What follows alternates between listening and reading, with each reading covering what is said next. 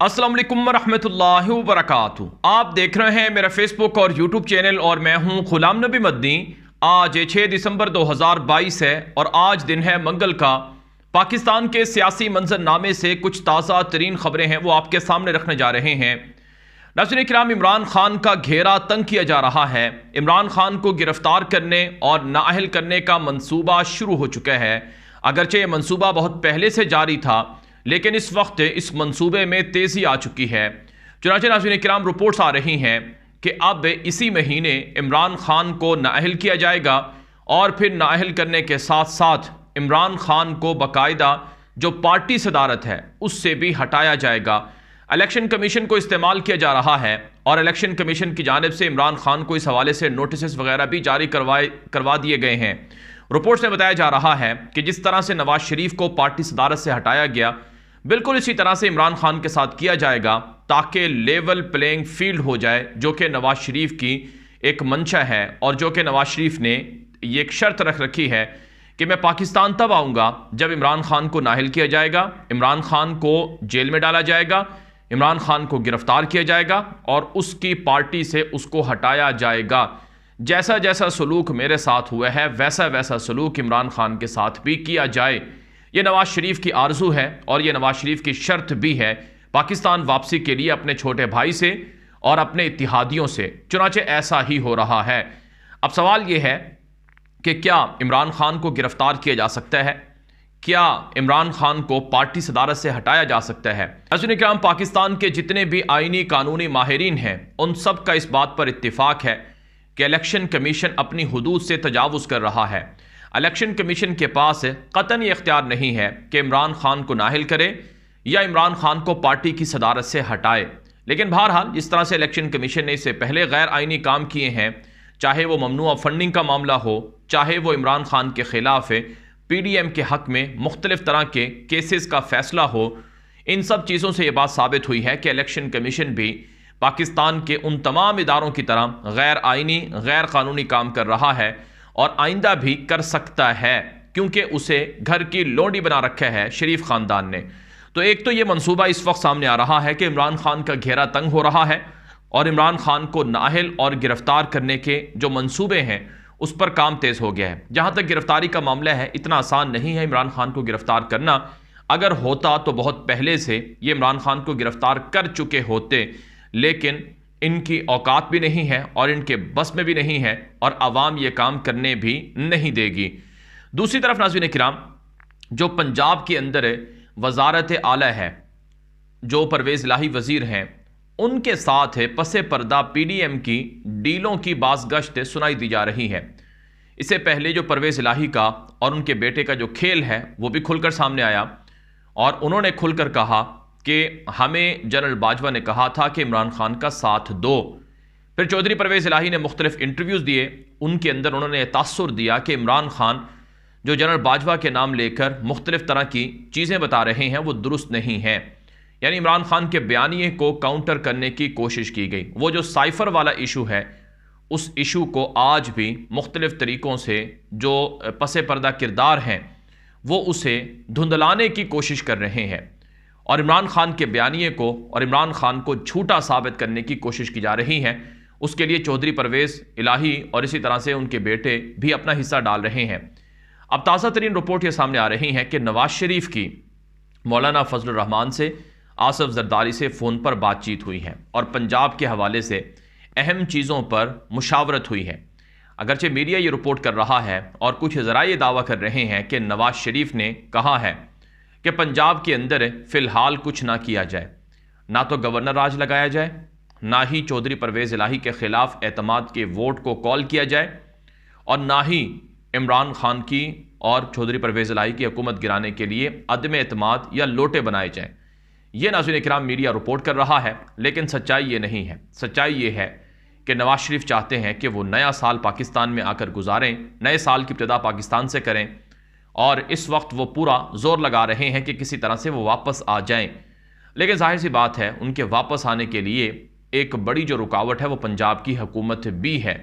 वो अलग बात है जिस तरह से इससे पहले इमरान खान के ऊपर FIR नहीं हुई, हालांकि पंजाब में उनकी हुकूमत थी और पंजाब के अंदर पुलिस जो है वो इमरान खान की मंशा के मुताबिक FIR नहीं काट सकी, तो मुमकिन है नवाज शरीफ अगर वापस आता है तो उसको पंजाब पुलिस उसी तरह से प्रोटोकॉल देगी जैसा कि माजी में दिया करती थी।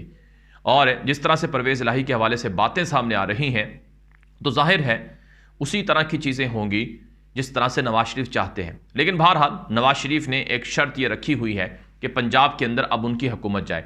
अब ये जो बात है कि उन्होंने कहा है कि पंजाब की हुकूमत गिराने की ज़रूरत नहीं है, अब दो बातें हैं, दो मतलब हैं इसके। या तो परवेज़ इलाही के साथ डील हो गई है कि अब बेशक हमारी हुकूमत ना हो, लेकिन परवेज़ इलाही नवाज शरीफ को तमाम का तमाम जो प्रोटोकॉल है, सहूलत है, वो देंगे। और दूसरा ये है कि इसके अक्स है बात, यानी परवेज़ इलाही की हुकूमत को गिराया जाए और एतमाद के वोट के लिए परवेज़ इलाही के ख़िलाफ़ एतमाद का वोट कॉल किया जाए।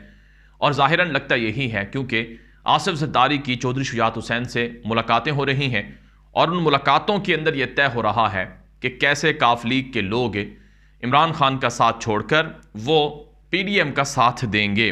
तो यूं नाज़रीन इकराम, पसे पर्दा डीलें, मफाहमत, सौदेबाजी और ख़रीदो फ़रोख्त हो रही है और लेन देन हो रही है, और ये इमरान खान के लिए एक ख़तरे की अलामत है।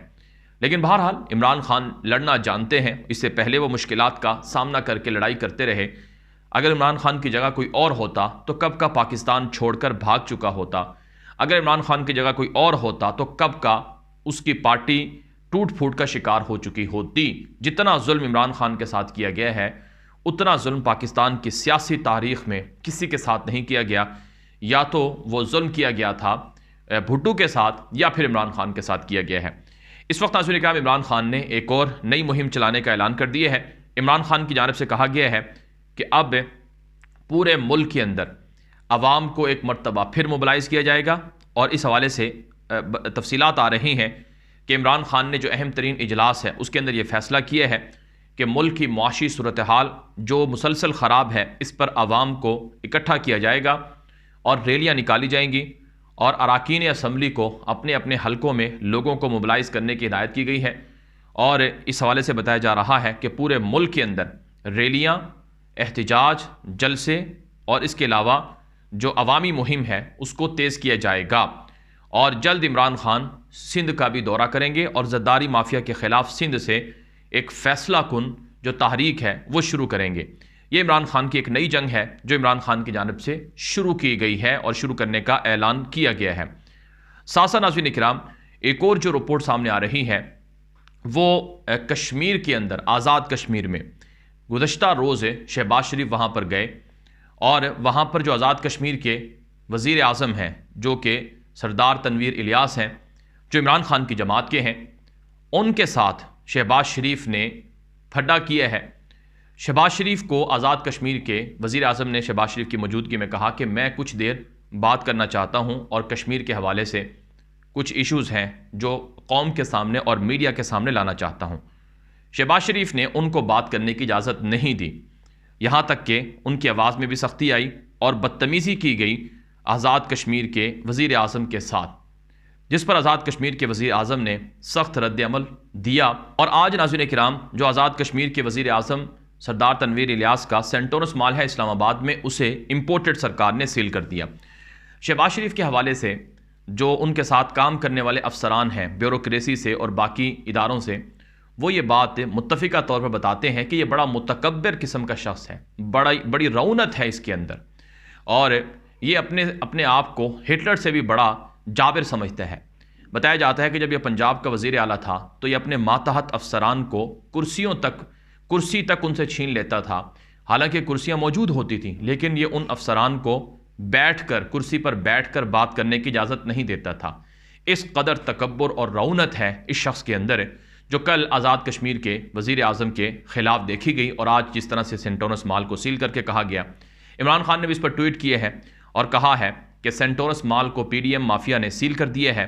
और वजह क्या थी कि आज़ाद कश्मीर के वज़ीर आज़म ने कहा कि कश्मीरियों की जो कुर्बानियाँ हैं वो रायगा नहीं जाएंगी, उन्हें उजागर करना चाहिए। सिर्फ इतनी सी बात उन्होंने की है जिस पर उनको निशाना बनाया गया। इससे पहले आप जानते हैं आज़ाद कश्मीर के वज़ीर आज़म को कायल करने की कोशिश की गई कि वो इमरान खान का साथ छोड़ दें, लेकिन जब वो कायल ना हुए तो बताया जाता है कि मुबैना तौर पर उनके सेंटोरस माल में आग भी लगा दी गई थी। तो ये माफियाज का रोल है पाकिस्तान की सियासत में। और आज़ाद कश्मीर की अवाम वो शहबाज शरीफ को, नून लीग को मुस्तरद कर चुकी है। झूठे दावे किए जा रहे हैं कि पीपल्स पार्टी और नून लीग ने मिलकर 500 से ज़्यादा सीटें ली हैं। अगर यही बात है तो फिर आज़ाद उम्मीदवार और इमरान खान की तहरीक इंसाफ ने मिलकर 850 से भी ज़ायद सीटें ली हैं। तो इस तरह से तो इमरान खान जीते हैं। तो यूँ नाज़रीन किराम, शहबाज शरीफ की हुकूमत और उनके हवारी और इत्तेहादी पाकिस्तान को ज़ाती जागीर समझते हैं और पाकिस्तान को तबाह करने पर तुले हुए हैं। ये वीडियो आम कर दें। मज़ीद इस तरह की मालूमात और ख़बरों के लिए आप हमारा यूट्यूब चैनल है ग़ुलाम नबी मदनी, उसे सब्सक्राइब कर लें, जबकि हमारा फेसबुक पेज ग़ुलाम नबी मदनी ऑफिशियल है, उसे भी फॉलो करें, लाइक करें। इजाज़त दीजिए। अस्सलामु अलैकुम व रहमतुल्लाहि व बरकातहू।